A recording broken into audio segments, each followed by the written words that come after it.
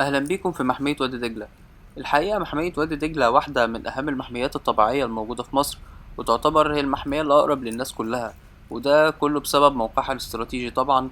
فهي تبع حي القاهرة وقريبة جدا لحي المعادي، يعني حسبة 30 كيلو متر تقريبا من قلب القاهرة. فانت كده وصلت للمحمية. محمية وادي دجلة هي محمية طبيعية اتكونت من ملايين السنين عن طريق ترسبات حجرية، والجميل إنها جوه مناطق سكنية، على عكس محميات طبيعية تانية. يعني في محميات طبيعية موجودة على سواحل، موجودة بعيدة عن السكن.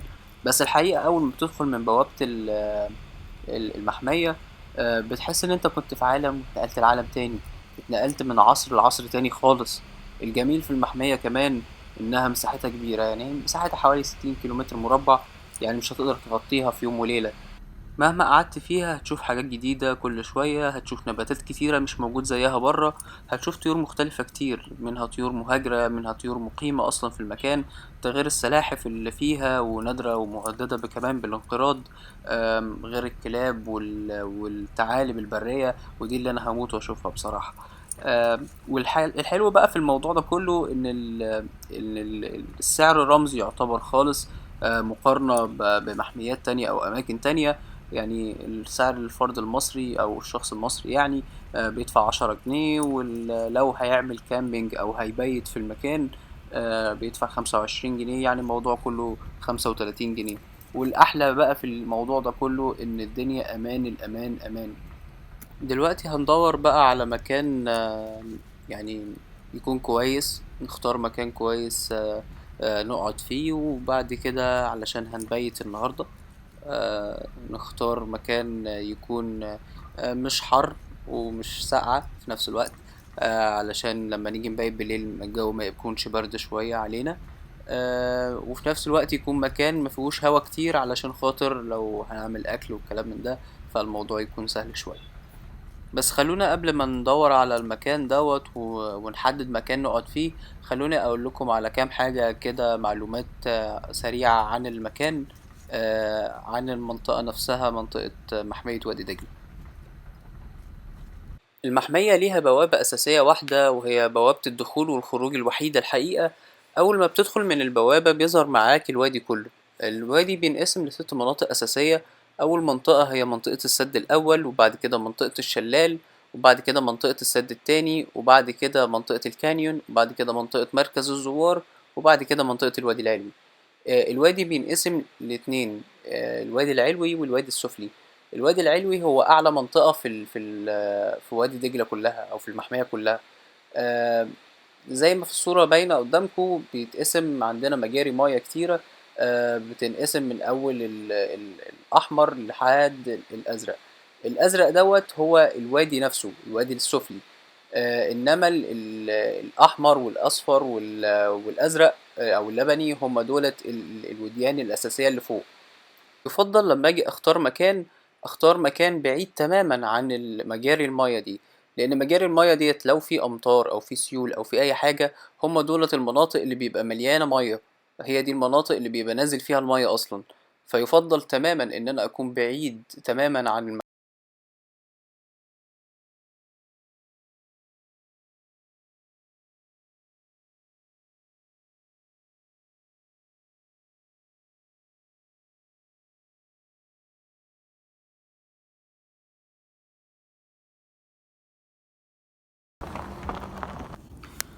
نبدأ بقى نولع استعدادا للمبيت.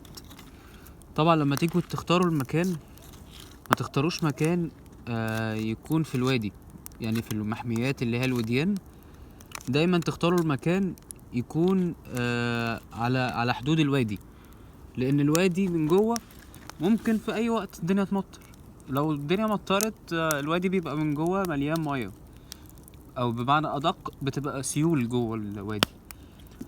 وفي الحالة دي طبعا لو العربية بتاعتنا دفع رباعي او هتعرف تطلع من المكان ده فالموضوع بيبقى سهل، انما اغلب العربيات بتكون دفع امامي، فبيكون الموضوع صعب شوية في الخروج من الوديان، خاصة ان هو ساعة المطرة الريح بتكون شديدة، ما بتكونش ريح بسيطة، فالموضوع بيبقى صعب شوية. فدايما لما تيجوا تختاروا المكان خاصة في الوديان دايما تحاولوا تخلوا المبيت بتاعكم او المكان بتاعكم حوالين الوادي.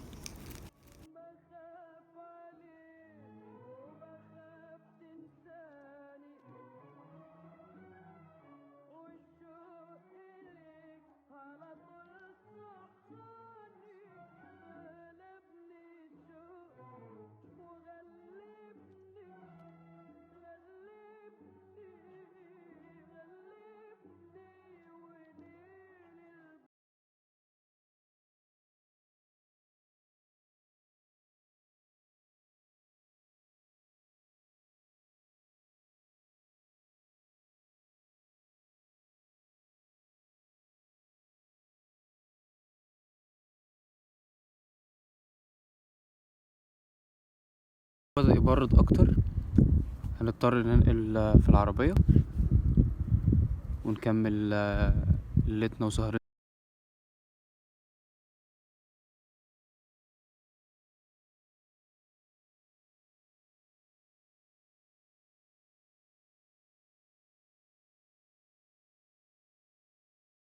دلوقتي هجهز العربية علشان نكمل سهرتنا فيها.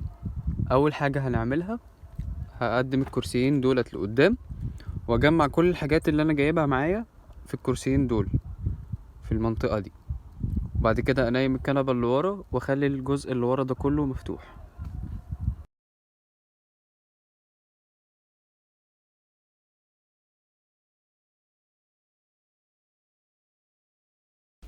دلوقتي احنا هننام ونصحى الصبح نكمل.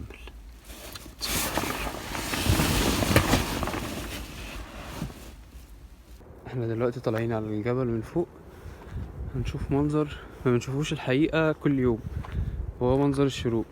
طبعا الشروق على اي مستوى عالي او الغروب برضو بيكون ليه طابع خاص وبيبقى ليه شكل خاص كده، لان السماء بتكون مكشوفة كلها قدامنا، فبنقدر نشوف الشمس كلها او المنظر بيكون خرافي بمعنى صح.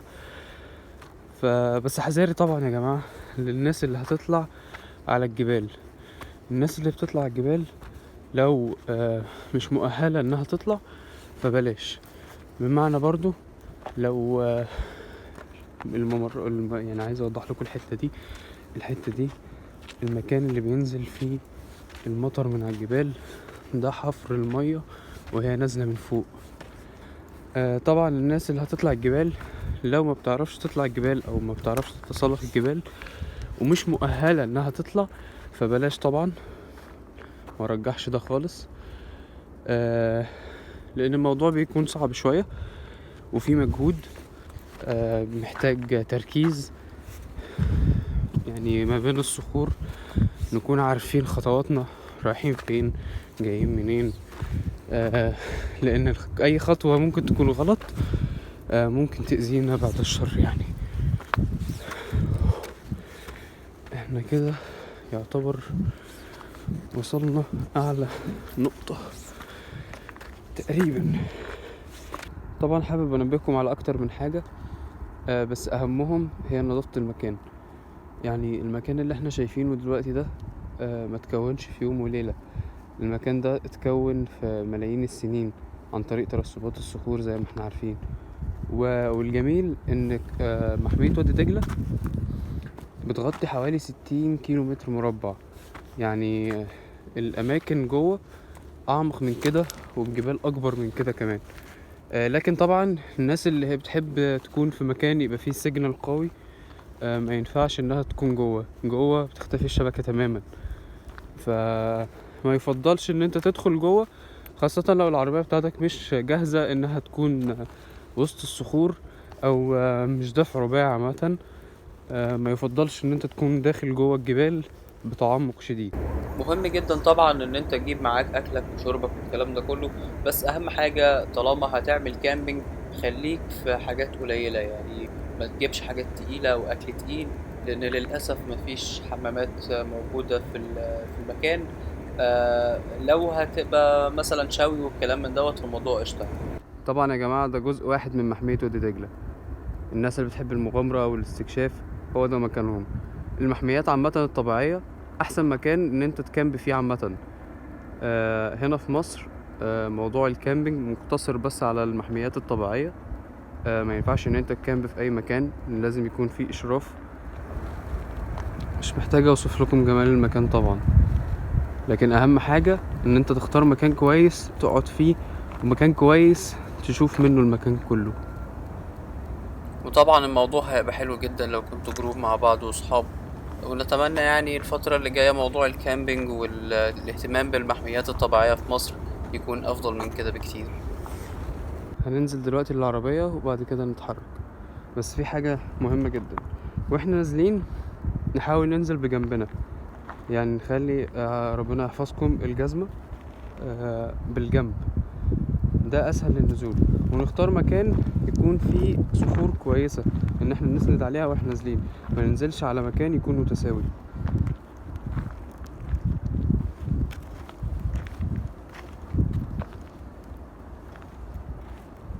في عيلة هناك عاملة تخييم اهي. دي المتاهة اللي كنت بقولكوا عليها، يعني لو عملنا عليها زوم دلوقتي، لعبة بسيطة. هننزل نلعب دلوقتي. المتاهة حلوة جدا للأطفال، إنما احنا أطول من المتاهة نفسها، فهنشوف كل حاجة.